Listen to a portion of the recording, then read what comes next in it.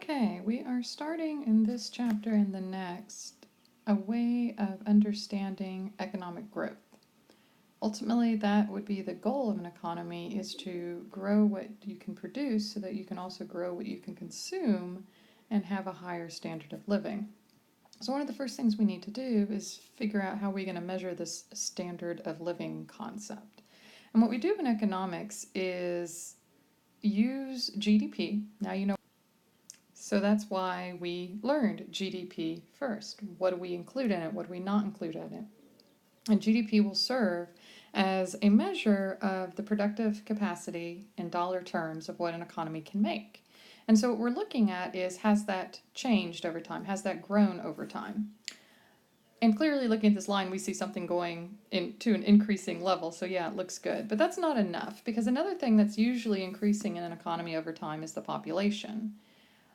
So there's a certain amount of growth to GDP you need just to keep up with the population. In other words, even with GDP growing, each person on a per capita basis, a per person basis, is not getting more. And so that's why what we really look at is GDP per capita. So you take total GDP and you divide it by the population. So that's really all you're doing. And that is GDP per capita.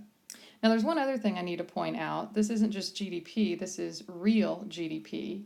And that's because we now, of course, know the difference between real and nominal. Real GDP is only going to show us changes in the output level. We are holding prices constant over all of these years that we're measuring here. And so any change we're seeing has to be coming from a real quantity change. So what we're looking at then is real GDP per capita, and that GDP per capita, that real GDP per capita, is our measure of economic growth. It captures our average standard of living. Now, it is true GDP is not capturing quality of life issues. You can have growth in GDP and have growth in bad things like pollution. So just having growth in GDP is not necessarily a sign of life is great. However, people know that's the case, and so we've devised various standards, other things, other indexes that try to capture this difference. And the truth is, all these other measures that we have created don't really show a different outcome significantly than just using GDP per capita. So the point is, it turns out that seeing how GDP per capita has changed over time and then comparing that in one country to the next, it's actually a pretty good measure of the standard of living. So the next thing we want to look at then is, if growing GDP per capita is our goal, how do we do that? What are the factors that will lead to this growth in our long run economic position?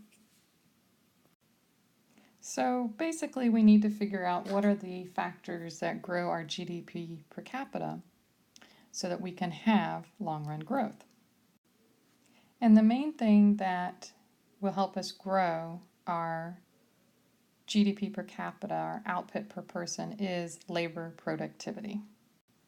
We measure labor productivity as the quantity of goods and services produced in 1 hour of work. So how much can a unit of labor produce in an hour? So we can imagine a production process like making rugs.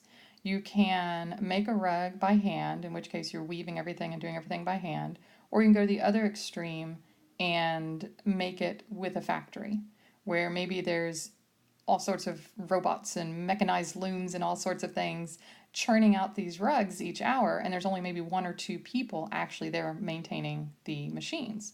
So in the first case, one person is having to make the rug. They're not going to have as much output as the other case, where you take all the output per hour made by all these machines and you divide it by the number of people working there, which is only a couple. So you can see that in a per labor unit, using a lot of machinery is going to produce a lot more than doing it by hand. So the story I just told probably makes a lot of intuitive sense to you. So now we just want to put a couple of terms to specify why is it that we get more output in those two different scenarios. So one of the things I was saying is when you're working by hand, when you're weaving by hand, you have a loom. That loom is capital in the terms of economists. It's the machinery and the equipment you have to do the work you're doing.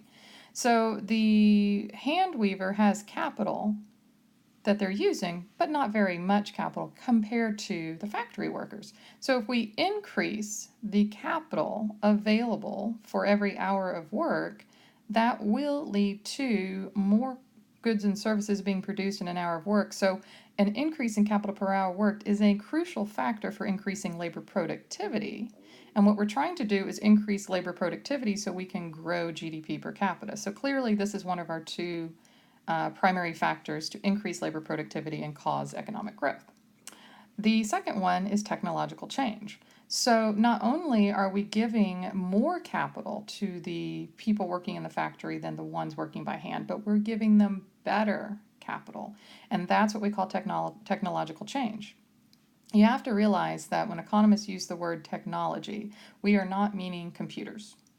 We mean the process by which inputs are turned into outputs. So that's what technology means to an economist, the process of turning inputs into outputs. And that can be a very broad sense. So any knowledge, any process we come up with that improves turning inputs into outputs is considered technological change. So having created these factories with these mechanized looms, with all of these other capital improvements, has also led to higher labor productivity and therefore economic growth. So as we look at the next model to understand specifically how these two things lead to labor productivity, we want to have this intuitive story in our minds. So now we see, here's our capital per hour worked as our input, and as we put some of our input in, we're getting some output, which is measured as real GDP per hour worked. So at a low level of capital per hour worked, you get a relatively low level of output, GDP per capita.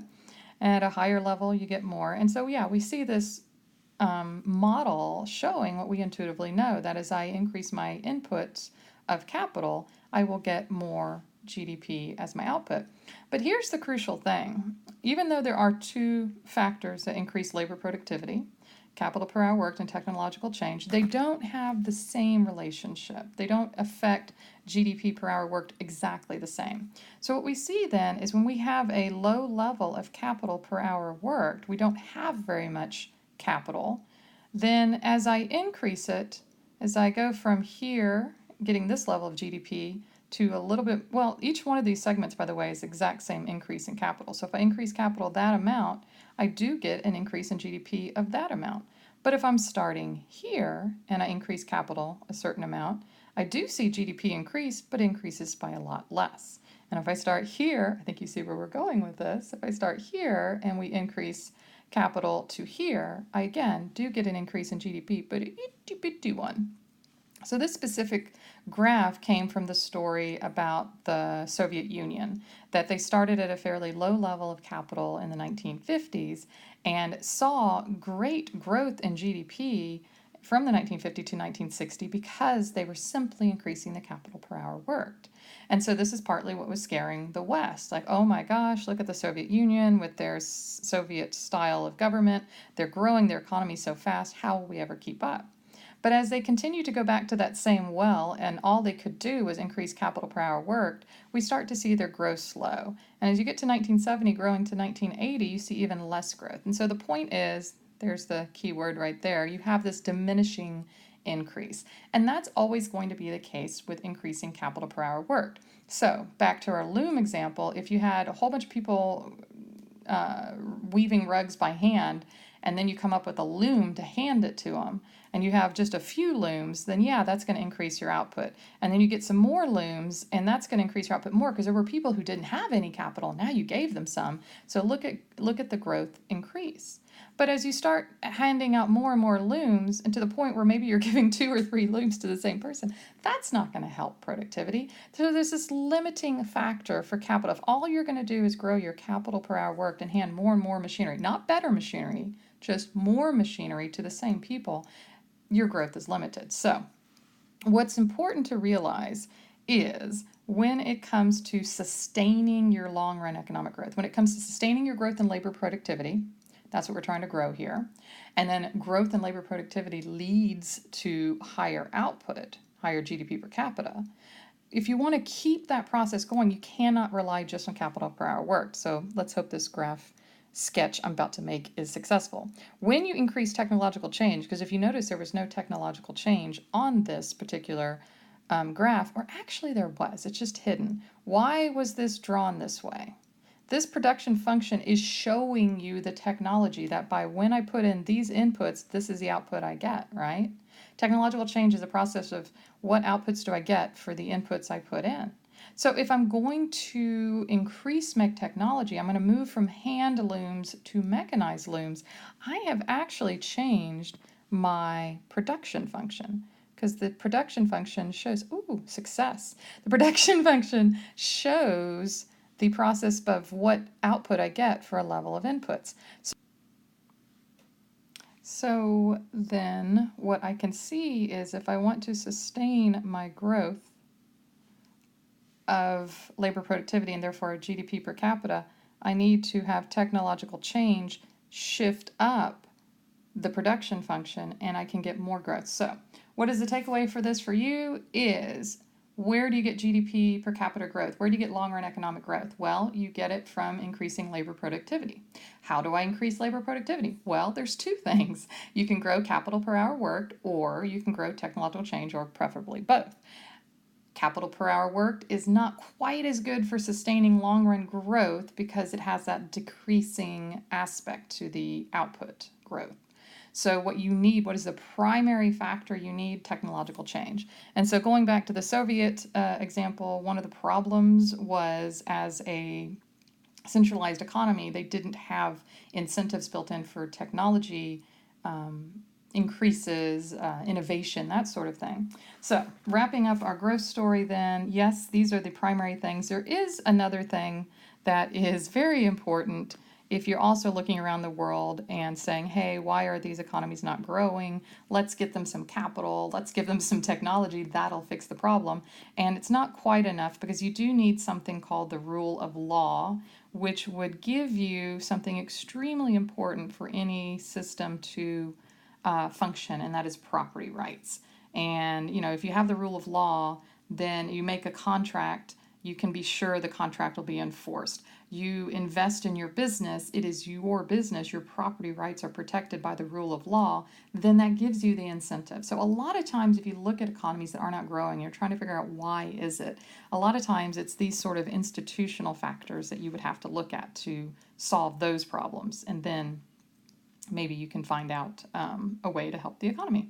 But unfortunately, these are very difficult things to put into an economy, into a country that does not already value them. It's basically a cultural shift that would be required. Okay, wrapping this up because this video is starting to get a little long, I just wanted to point out one more important definition you should know for long-run economic growth discussions, and that is potential GDP. It's a level of GDP, as you can see, when firms are producing at capacity. What's important there is that is not the maximum they can produce at. It's not that they're at full out working 80 hours a week. It's 40 hours a week. It's capacity. Another word for this is full employment GDP. It's a statistical potential GDP is this idea of, if I calculated what this economy should be making, given their level of employees, given their level of capital, all of that, there is some dollar amount they should be making. And it's a little difficult to see here, but there's a lighter blue line that's fairly smooth and going up like that. And then there's the darker blue line that's kind of going up and down around it. So the potential GDP is that smoother one, and the real GDP, the one that actually happened, is the darker one. And so one of the things we're going to see, and this is going to show up even more in the next chapter's model, is we have business cycles that are going up and down around our potential GDP. And the idea is, even though we might temporarily not be at potential GDP, we might be a little bit more, we might be a little bit less, that has to do with the business cycles. Those are those short-run fluctuations. So potential GDP is a measure of technically where our economy should be if we weren't in the business cycle. All right, that's it for long-run economic growth, and then we'll move on to the next topic.